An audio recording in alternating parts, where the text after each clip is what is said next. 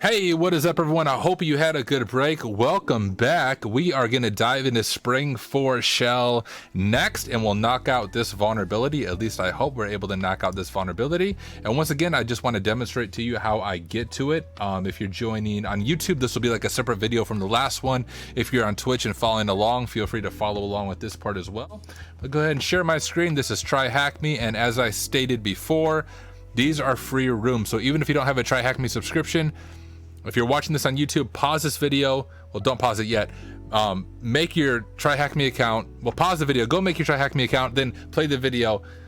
I can't speak today. And then we'll dive into it together. But if you hit learn up here on TryHackMe, we have learning paths, and we're going to jump down to modules. And the module we're doing is called recent threats, and we're going to do Spring4Shell. I have already opened it. I already launched my machine during our 5-minute break, so I already have that open. And I'm going to open up my Kali Linux machine real quick.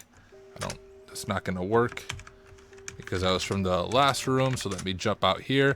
Let's make a directory, Spring4Shell, ls, cd to Spring4Shell. Nothing in it. Perfect. And let's do it. So in March of 2022, real recent, 2 remote command execution vulnerabilities in the Java Spring framework were made public. The first of these vulnerabilities affected a component of the framework called... Before I do that, I'm going to open Twitch back up. There we go. So, hey, feel free to chat if you have any questions or point something out, or even just let me know if you're following along with me. I would love to hear from you. But the first of these vulnerabilities affects a component of the framework called Spring Cloud Functions. The second, arguably more serious vulnerability, affects a component in Spring Core, the heart of the framework, thus significantly increasing the vulnerability's potential impact and earning it the name Spring4Shell, a play on Log4Shell, the name of a brutal vulnerability disclosed at the end of 2021. For various reasons, there has been a lot of confusion surrounding these vulnerabilities in the wider InfoSec community, which I couldn't tell you before this room what Spring4Shell was. Like, I had heard of it, but I couldn't adequately explain it to you. As such, this room may be updated as new information comes to light. On a similar note, the impact of Spring4Shell is currently unknown. Only time will tell how widespread the vulnerability is in the wild. This room will provide an overview of the Spring4Shell RCE, which is remote code execution vulnerability in Spring Core, as well as give you an opportunity to exploit it for yourself and the vulnerable machine attached to this task. We will start by taking a look at the vulnerability at a high level before exploiting the target machine for ourselves. Let's begin. Deploy the machine. Done. Drink of water. More text. Vulnerability background. Let's begin with an overview. Spring4Shell was originally released as N, I think they mean as A, 0-day in a now deleted thread of tweets. It was quickly identified as a bypass of the patch for this 2010 CVE, a vulnerability in earlier versions of the Spring framework which allowed attackers to obtain RCE, remote code execution, by abusing the way in which Spring handles data sent in HTTP requests. In short, the vulnerability allows attackers to upload a web shell, a piece of code which accepts commands from the attacker that the web server is then tricked into executing to the vulnerable server, achieving remote code execution. How does it work? To understand Spring4Shell, it is important that we understand CVE 2010 blah blah. Spring MVC model view controller is part of the Spring framework, which makes it easy to develop web applications following the MVC design pattern. One of the features of Spring MVC is that it automatically instantiates and populates an object of a specified class when a request is made based on the parameters sent to the endpoint. In simple terms, this could be abused to overwrite important attributes of the parent class, resulting in remote code execution. Spring4Shell works along similar lines, bypassing the mitigations that were added to patch in 2010. The majority of the exploits for the Spring4Shell vulnerability operate by forcing the application to write a malicious JSP file, effectively plain text Java which Tomcat can execute, much like a PHP web server would execute files with the .php extension to the web server. This web shell can then be executed to gain remote command execution over the target. Limitations. Fortunately, despite how commonly used the Spring framework is, the conditions in which a vulnerability can be exploited are actually fairly limited. The Spring4Shell vulnerability affects Spring Core before version 5.2, as well as in versions 5.3 to 17 and 5.2 to 19. Running on a version of the Java Development Kit JDK greater than or equal to 9.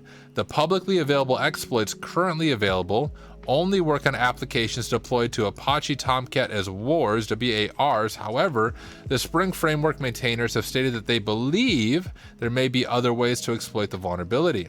So current conditions are summarized. JDK, a vulnerable version of Spring framework, Apache Tomcat, and a dependency on the Spring Web MVC or Spring Web Flux components of the Spring framework. It is worth noting, however, that these may change over time as other ways to exploit the vulnerability are discovered. Remediations. Fortunately, patch versions of the Spring framework have been released to remediate Spring4Shell. Ensure that you are using a version of Spring released after patch of 18 of minor release 5.3 or after patch 20. Okay, here's kind of a summary of this. Patch your software, right? We know that's common sense, but so many companies do not take the time to patch their software, and they are running outdated software. Internet Explorer.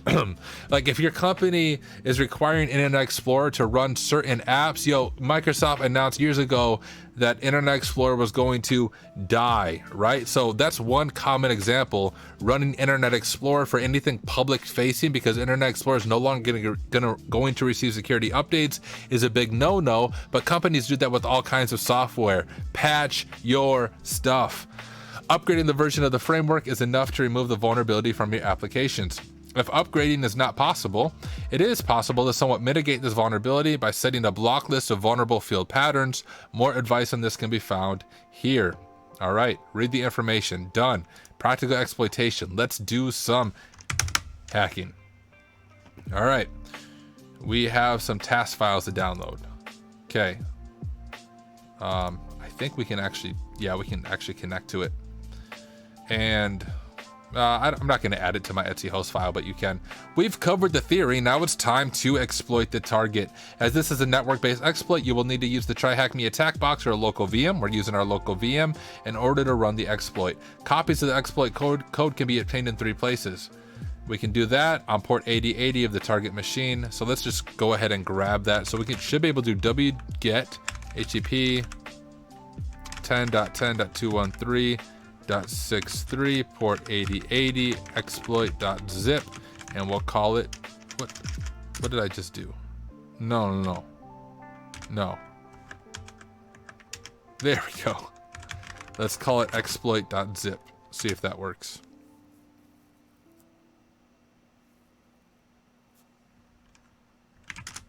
There it is.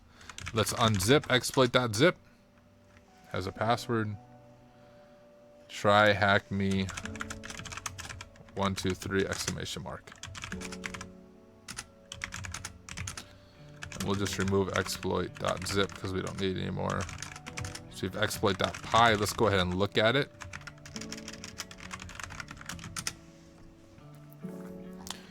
Okay.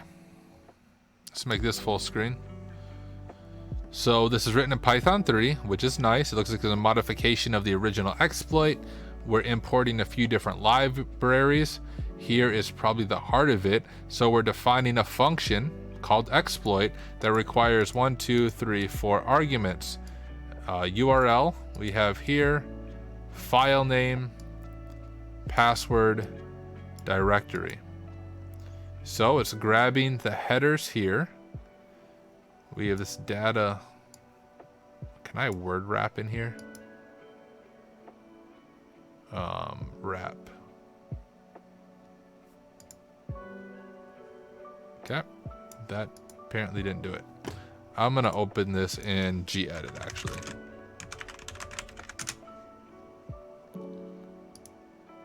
Okay, a little bit better, a little bit smaller, but hopefully you guys can see it. So we are setting data, and we're grabbing this data. That's beyond my understanding. It looks like JavaScript type stuff that we're grabbing there. Then we have this try request, and it looks like we're trying to upload that shell. This is where we're trying to get that web shell. And if the shell status code equals 200, which means it was uploaded successfully, it's going to print shell uploaded successfully. Your shell can be found here, and it's giving us the shell URL. And here's our command, so it's running who am I right away just as a proof of concept, but I'd assume you can change that to whatever you want it to be. If it doesn't work, it's going to print exploit failed to upload. Oh, and here's the help file. So if we run this Python script and if we don't do anything, I think it'll just run this. Maybe we have to do -H. Let's check it out real quick. I'm sure it explains it in the room as well, but I always like to try it a little bit on our own first. So if we, run Linux exploit.py. So it's going to tell us the usage there, right? So exploit.py -H is going to be help, -F is file name, -P is password, -D is directory, and URL. The following arguments are required. So the only thing it actually needs is the URL where the app's going to be vulnerable. And you can get that by actually going to the website and looking at the source code. And we're going to be looking for the action. And I'll show this to you guys. It'll make sense when you see it, I hope. Let's go here. Let's just jump back into here so you can follow along. We got it. We unzipped it. We have the exploit, read through the code. We did that. We completed our code review. Looking at the help menu, it requires an argument URL.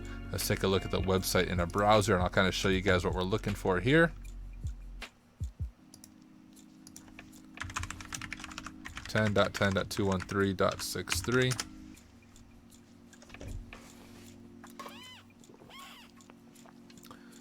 So website called vulnerable. Our website is coming soon. We're working hard to finish the development of the site. Sign up below, blah, blah, blah.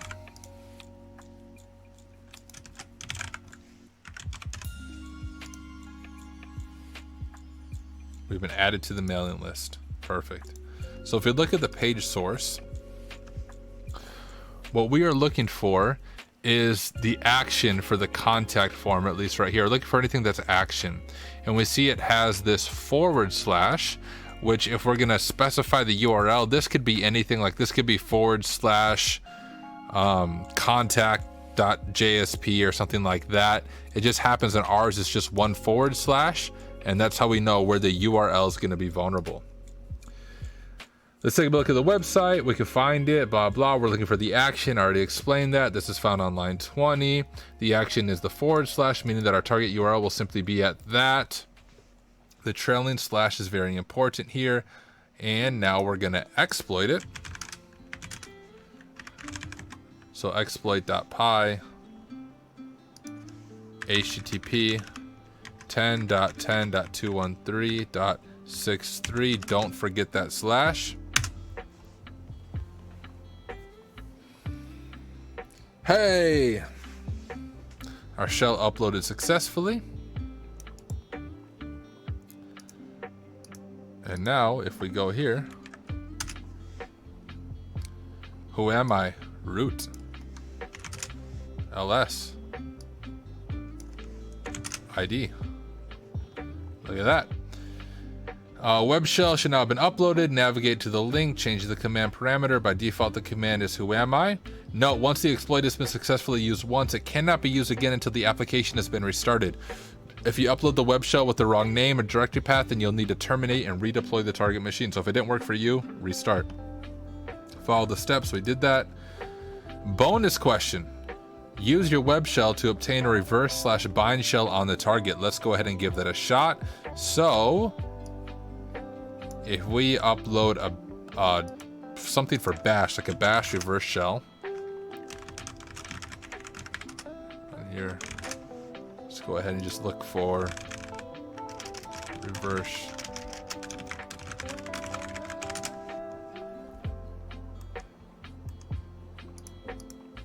What's this one? I've never really seen this one before. Oh, this is with URL encoding. I don't think we'll have to URL encode it. I'm hoping. We'll try it a few different ways. First, we'll just try to do it through the command there. And the way to do that is probably this one. We'll try this one first. So if we grab that, first we need to set up a listener. We'll do 1337, right? Because we're elite. Change that to netcat. What's this shell? Oh, that's from the last one. So we could change that to terminal.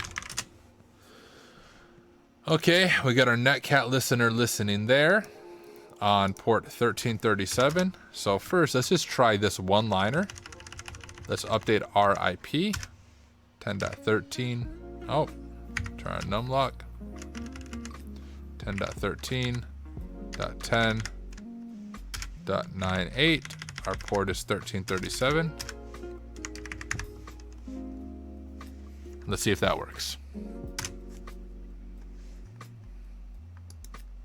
Nope. And you know what we could do is we could actually upload a shell,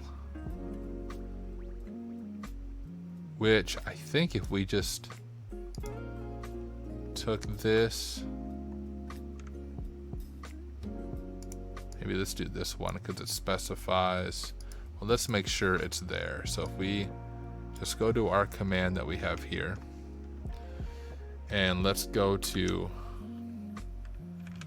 bin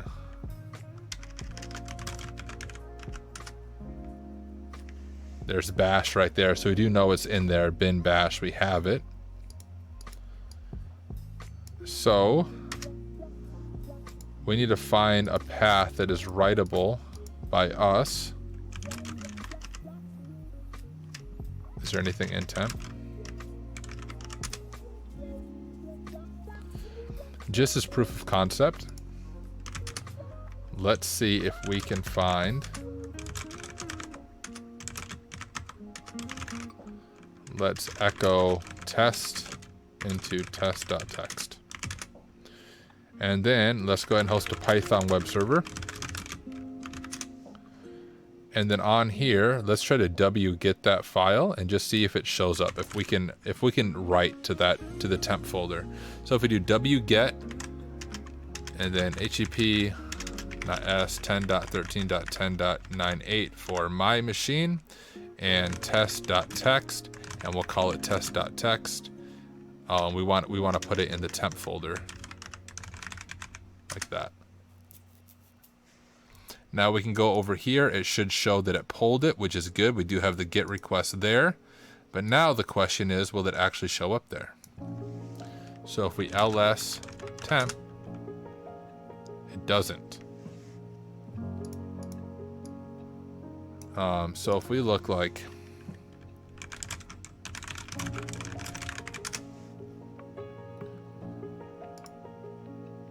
what is the command just to find, find all files under the current directory. I don't really want to find files. I mean, I guess that might do it. Let's just try it.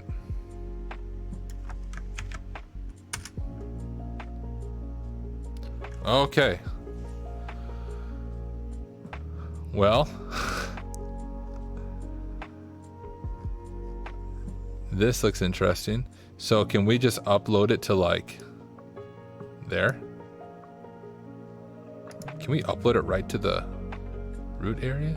Can I just go like wget http 10.13.10.98 test.txt. And then if I ls, will it be there? Test.txt, you see that? Oh, test.txt. Oh, did it upload both of them there? So we have test.txt right there. Right in that, in the root there. So maybe if we create a shell, we got netcat listening there.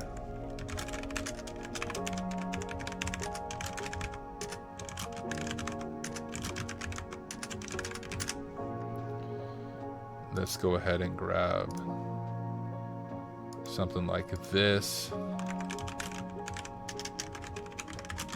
Let's call it shell.sh.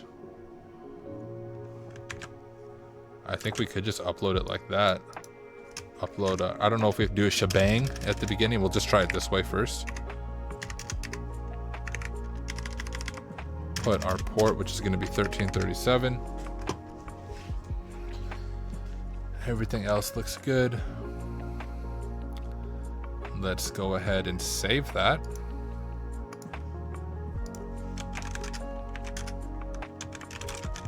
Make it executable. Okay, and now let's upload that, shall we?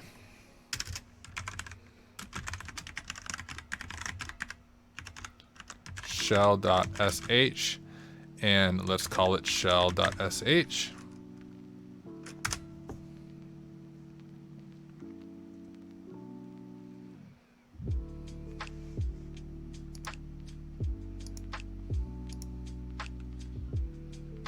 Taking a while.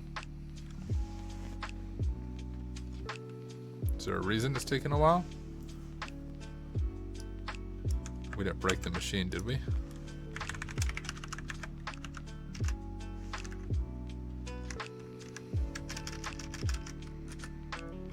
Nope, we didn't break it.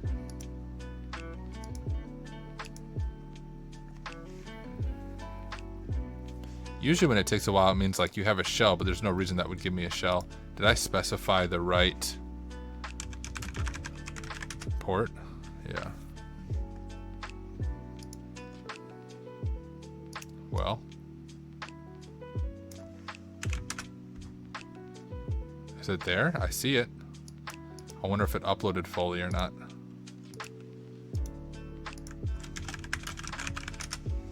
There's the GET request. So now what if we change mod plus X on shell.sh? Okay, no output. I'm assuming that's a good thing. So now what if we go like this, bin/bash on shell.sh, something like that? Am I running that correctly?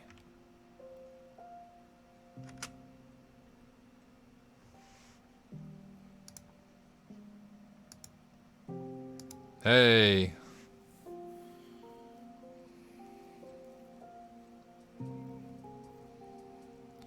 We have the connection request there. Oh, look at that, we're root. Done. We did the bonus. So if we cat root flag.text, we have our flag right there.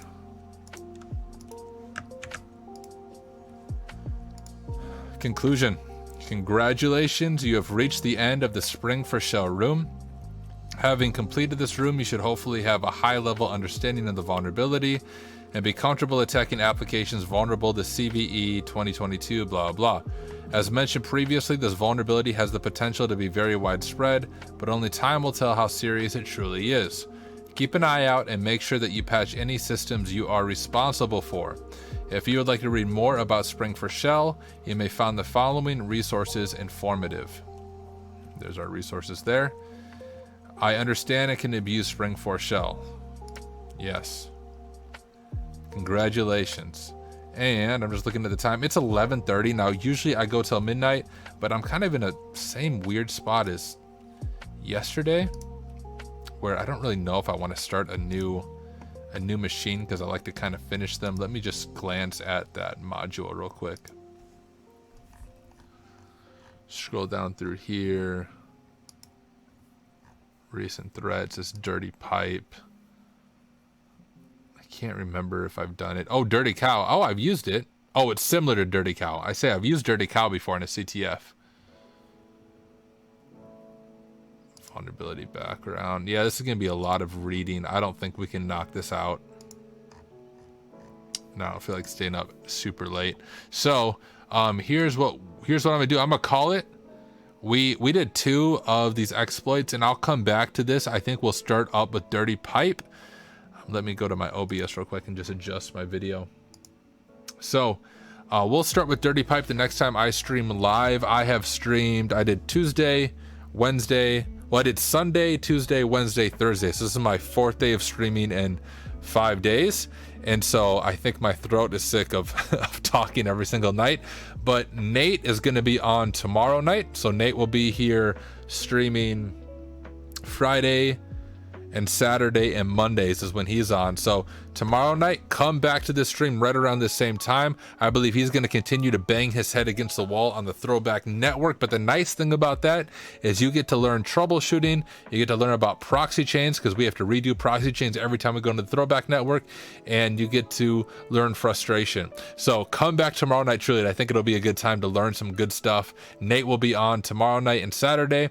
I will be back on Sunday evening, and on Sunday evening, we will begin with the dirty pipe vulnerability, and we'll jump to whatever the one is after that. We'll see if we can knock out a few vulnerabilities next time we are on. So once again, for those of you watching on YouTube, go ahead and like this video, leave a comment, and subscribe. I don't know how the YouTube algorithm works, but I do know if you do those things, more people see these videos. For those of you watching on Twitch, if you haven't already, subscribe to our Twitch channel, share this with your friends, tell a friend to come hang out at night, hack stuff alongside of us, learn alongside of us, and we'd be honored to have you join us. And one final plug for our Discord. Share my screen one more time. Our Discord is an incredible place to hang out, to learn together, and I'm going to pull this over so you guys can see it. It is right here. So if you're watching this on YouTube, I will post an invite link to this Discord in the description right below this video. If you're on Twitch right now and you need an invite, we're always dropping invites, but leave a comment anytime and we will send an invite over to you. But once again, guys, thank you again for hanging out with me for the past hour or so, and I will catch you guys on Sunday night. See you then.